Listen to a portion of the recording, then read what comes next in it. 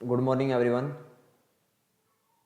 Today we are going to discuss Geography Class 6, Chapter number 3, Motion of the Earth, यानी कि पृथ्वी की गतियाँ. In this lecture, we are going to discuss important question for UPSC and PCS. So let's start. Our first question is, consider the following statement. यहाँ पे आपको statement दी गई है दो, और क्या पूछा गया है, which of the above statement are true, यानी कि कौन सी स्टेटमेंट में से सही है. तो चलिए देखते हैं. First of all, first statement, the rotation of the earth on its axis is called rotation. क्या कहा गया है, पृथ्वी का अपने अक्ष पर घूमना घूर्णन कहलाता है. Second statement is the movement of the earth in a stationary orbit around the sun is called rotation. पृथ्वी का सूर्य के चारों ओर एक स्थिर कक्षा में घूमना क्या कहलाता है, परिक्रमण कहलाता है. तो answer is option C, 1 and 2 both. यहां पे दोनों ही स्टेटमेंट जो है वो बिल्कुल सही है, because the earth rotate continuously on its axis and complete a circle in about 24 hours. This is called rotation. यानी पृथ्वी अपने अक्ष पर निरंतर घूमती रहती है और 24 घंटे में एक अपना चक्कर पूरा करती है, और इसको हम क्या कहते हैं, दिस इज कॉल्ड रोटेशन. इसको हम घूर्णन कहते हैं. After that, the earth revolve on its axis orbiting the sun at a speed of about 1 lakh kilometre per hour. क्या कहा गया है कि पृथ्वी अपने अक्ष पर घूमती हुई लगभग 1 लाख किलोमीटर प्रति घंटे की गति से सूर्य की परिक्रमा करती है.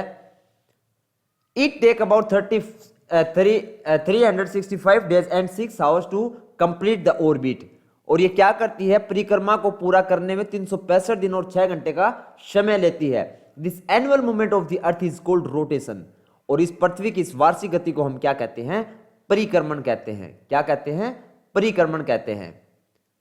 After that, our next question is,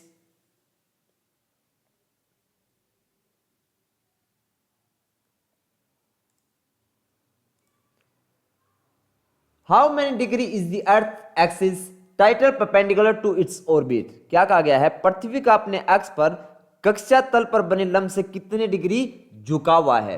तो answer is option A, 23.5 degree.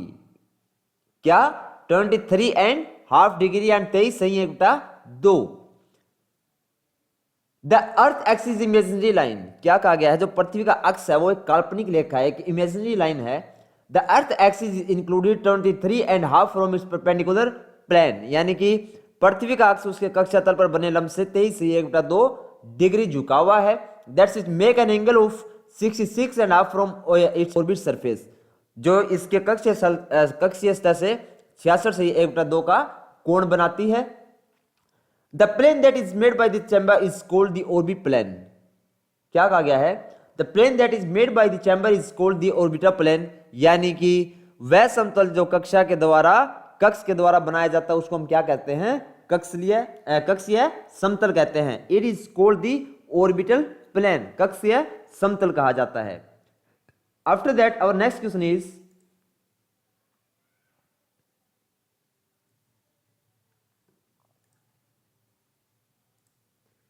और next question, what is an illuminated circle. क्या पूछा गया है, what is an illuminated circle. जो इल्यूमिनेटेड सर्कल होता है उसका मतलब क्या होता है, प्रदीप्त वृत्त. क्या होता है इल्यूमिनेटेड सर्कल, प्रदीप्त वृत्त. तो यहां पे पूछा गया है कि प्रदीप्त वृत्त किसे कहते हैं, what is an illuminated circle. So our answer is option C, the circle on the globe that divide day and night. यानी कि ग्लोब पर वह वृत्त जो दिन तथा रात को विभाजित करता है, डिवाइड करता है, उसको हम क्या कहते हैं, प्रदीप्त वृत्त कहते हैं, इल्यूमिनेटेड सर्कल कहते हैं. The earth receive light from the sun. जो पृथ्वी होती है उसके पास अपना प्रकाश नहीं होता, इसलिए वो क्या करती है, सूर्य से प्रकाश प्राप्त करती है. The shape of the earth is similar to that of sphere, so only half of it is illuminated at a time. क्या कहा गया है, पृथ्वी का आकार गोल है और इसलिए क्या होता है, एक समय में सिर्फ इसके आधे भाग पर ही रोशनी पड़ती है. The circle on the globe that divide day and night is called the illuminated circle. क्या कहा गया है, पृथ्वी पर वह वृत्त जो दिन तथा रात को विभाजित करता है उसको हम क्या कहते हैं, इल्यूमिनेटेड सर्कल कहते हैं, यानी कि प्रदीप्त वृत्त कहते हैं। इसी के बाद our next question is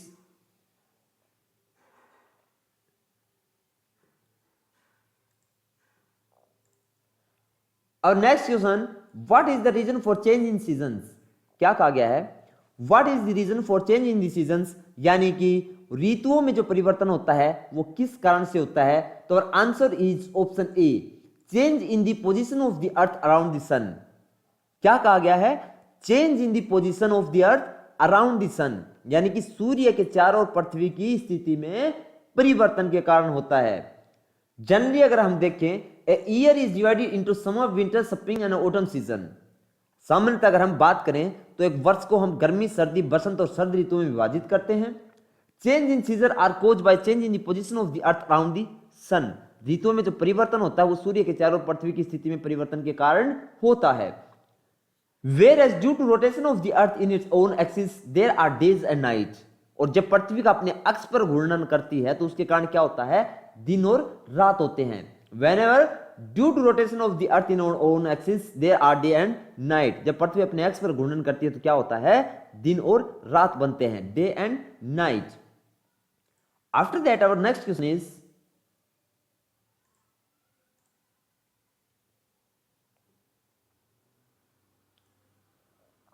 our next question, on June 21 the northern hemisphere of the earth titled toward the sun,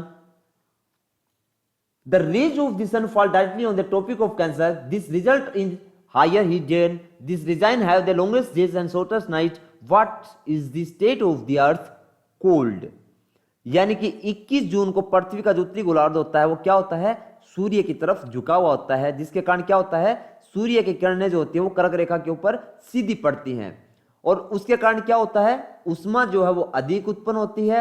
इन क्षेत्रों में लंबे दिन और छोटी रातें होती हैं। पृथ्वी की इस अवस्था को हम क्या कहते हैं? यह पूछा गया है आपसे क्वेश्चन में। तो answer is option A, north solstice. क्या होगा आंसर हमारा? नॉर्थ सोल्स्टाइस, यानी कि उत्तर अयनांत। क्या होगा?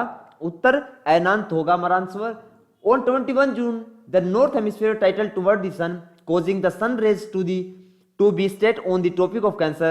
The north pole is inclined toward the sun and remains continuously for about 6 months on the posterior part of the north pole line। क्या कहा गया है? 21 जून को जो है उत्तरी गोलार्ध सूर्य की तरफ झुका होता है और जिसके कारण सूर्य की किरणें कर्क रेखा पर सिद्ध पड़ती हैं और उत्तर ध्रुव सूर्य की तरफ झुका होता है और उत्तरी ध्रुव रेखा के बाद वाले भागों पर क्या होता है? 6 महीने तक लगातार क्या रहता है? दिन रहता है। क्या रहता है? दिन रहता है। remains continuously for about 6 months on the posterior part of the north pole line। After that, second one is, since sunlight is received in a large part of the north hemisphere, the northern part of the equator has a summer season and the southern part has a winter season। The state of the earth is called the north solstice। यानी कि उत्तरी गोलार्ध के बहुत बड़े भाग में सूर्य की रोशनी प्राप्त होती है और इसलिए विषुवत वृत्त के उत्तरी भाग में गर्मी का मौसम होता है और दक्षिणी भाग में क्या होता है? जो दक्षिणी भाग है उसमें सर्दी का मौसम होता है और इसको हम क्या कहते हैं? The state of the earth is called the north solstice और इस अवस्था को उत्तर अयनांत कहा जाता है। After that our next question is,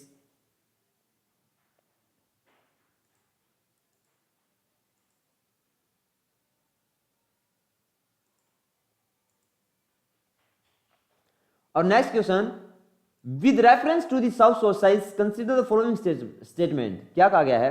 with reference to the south solstice consider the following statement, यानी कि जो दक्षिण अयनांत है, जो आपका सोल्स्टाइस होता है उसका मतलब क्या होता है? अयनांत होता है।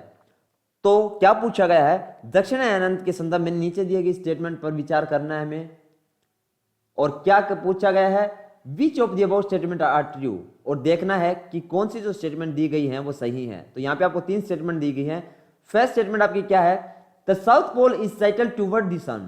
क्या कहा गया है पहली स्टेटमेंट में? The south pole is tilted toward the sun, यानी कि दक्षिण ध्रुव जो है सूर्य की ओर झुका होता है। After the second statement is, sun rays fall directly on the tropic of Capricorn. सूर्य की किरणें जो है वो मकर रेखा पर सीधी पड़ती हैं। और after that third statement is, the southern hemisphere has season with short days and long night. और थर्ड स्टेटमेंट में आपको क्या बता दिया गया कि दक्षिण गोलार्ध पर छोटे दिन और लंबी रातों वाली ऋतुएं होती हैं। तो here our answer is option C 1 and 2। ये जो स्टेटमेंट है इनमें से पहली और जो दूसरी स्टेटमेंट है वो बिल्कुल हमारी करेक्ट होगी, तीसरी स्टेटमेंट जो होगी हमारी यहाँ पे वो क्या हो जाती है, गलत हो जाती है। तो पहली और दूसरी स्टेटमेंट हमारी सही होने के कारण हमारा आंसर होगा option C 1 and 2। The south pole is साइटल toward the sun and sun rays fall directly on the tropic of Capricorn, यानी कि दक्षिण ध्रुव सूर्य की ओर झुका होता है और सूर्य की किरणें मकर रेखा पर सीधी पड़ती है। दोनों ही स्टेटमेंट हमारी करेक्ट होंगी। On December 22, the rays of the sun fall directly on the tropic of Capricorn as the south pole is inclined toward the sun। क्या कह दिया गया कि 22 दिसंबर को दक्षिण ध्रुव का सूर्य की ओर झुका होने के कारण मकर रेखा पर सूर्य की किरणें क्या करती हैं, सीधी पड़ती हैं। Since the rays of the sun fall perpendicular to the tropic of Capricorn, light is received in a large part of the southern hemisphere। और क्या कह दिया गया कि सूर्य की किरणें जो है मकर रेखा पर लंबवत पड़ती हैं और इसीलिए दक्षिण गोलार्ध के बहुत बड़े भाग में प्रकाश प्राप्त होता है। The southern hemisphere has a summer season with long days and short night. The state of the earth is called दक्षिण अयनांत। क्या कह दिया गया आपको, और इसीलिए जो दक्षिणी गोलार्ध है उसके बहुत बड़े भाग में प्रकाश प्राप्त होने के कारण क्या होता है, दक्षिणी गोलार्ध में लंबे दिन और छोटी रातों वाली ग्रीष्म ऋतु होती है और पृथ्वी की इस अवस्था को हम क्या कहते हैं, दक्षिणी अयनांत कहते हैं। It is noteworthy that Christmas is celebrated in Australia in the summer season। क्या कहा गया है, It is noteworthy that Christmas is celebrated in Australia in the summer season, यानी कि ऑस्ट्रेलिया में ग्रीष्म ऋतु में क्या किया जाता है, क्रिसमस का फेस्टिवल सेलिब्रेट किया जाता है। After that our next question is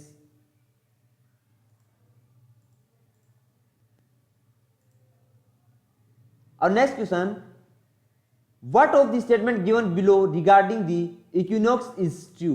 क्या कहा गया है, what Which of the statement given below regarding the equinox is true, यानी कि विषुव के संदर्भ में नीचे दिए गए स्टेटमेंट में से कौन सी स्टेटमेंट जो है वो सही है। तो फर्स्ट स्टेटमेंट क्या दी गई है, फर्स्ट स्टेटमेंट दी गई है in this state in the rays of the sun fall directly on the equator. पहले स्टेटमेंट में बोल दिया गया कि इस अवस्था में सूर्य की किरणें विषुवत पर सीधी पड़ती हैं। सेकेंड स्टेटमेंट में क्या कहा गया है, day and night are equal on the whole earth. Second statement में बोल दिया गया कि पूरी पृथ्वी पर दिन और रात बराबर होते हैं। और थर्ड स्टेटमेंट में क्या बोल दिया गया, नो pole is inclined toward the sun. और तीसरी स्टेटमेंट में क्या बोला गया कि कोई भी ध्रुव सूर्य की ओर झुका हुआ नहीं होता है। तो answer is option D, all of the above, यानी कि उपरोक्त सभी। जो ऊपर दी गई स्टेटमेंट है वो सभी विषुव से रिलेटेड हैं, इसीलिए हमारा आंसर हो जाता है option D. After that all the three statement given above are correct. जो ऊपर तीनों स्टेटमेंट दी गई हैं विषुव के बारे में, यूकिनॉक्स के बारे में, तीनों की तीनों स्टेटमेंट हमारी क्या हैं, करेक्ट हैं। On 21 March and 23 September the rays of the sun fall directly on the equator, it is called the equinox. यानी क्या कहा गया है कि 21 मार्च और 23 सितंबर को सूर्य की किरणें जो हैं वो विषुवत पर सीधी पड़ती हैं और इसको हम क्या कहते हैं, it is called the equinox, यानी कि इसे विषुव कहा जाता है। After that September 23 is autumn in the northern hemisphere while spring in the southern hemisphere। दूसरी बार में क्या कह दिया गया कि 23 सितंबर को उत्तरी गोलार्ध में शरद ऋतु होती है जबकि दक्षिण गोलार्ध में बसंत ऋतु होती है। After that on March 21 the situation is the opposite, और 21 मार्च को यहाँ की जो स्थिति होती है वो इससे डिफरेंट होती है, अपोजिट होती है। After that our last question is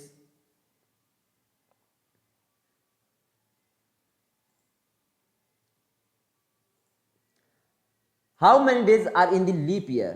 क्या पूछ लिया गया आपसे कि लीप वर्ष जो होती है उसमें कितने दिन होते हैं। तो simply our answer is option B 366 days. 366 days यानी कि 366 दिन।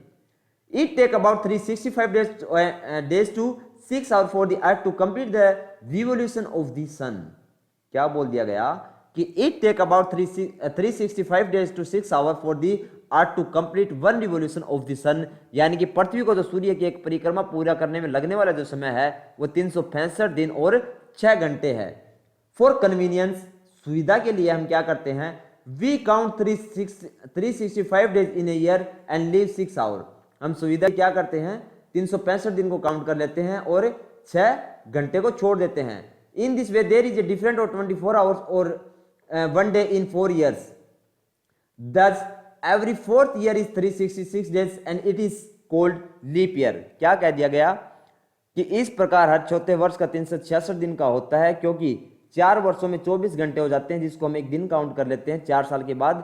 तो इस प्रकार इस वर्ष में 366 दिन होते हैं और इसी को हम क्या कहते हैं, it is called leap year, और इसी को हम लीप ईयर कहते हैं। इसी के साथ हमारा 3rd चैप्टर कंप्लीट हो जाता है यूपीएससी बेस्ड क्वेश्चन। इसके बाद हम 4th चैप्टर के जो क्वेश्चन होंगे वो इंपॉर्टेंट वो डिस्कस करेंगे। तो मिलते हैं नेक्स्ट वीडियो में, तब तक के लिए बाय बाय, टेक केयर।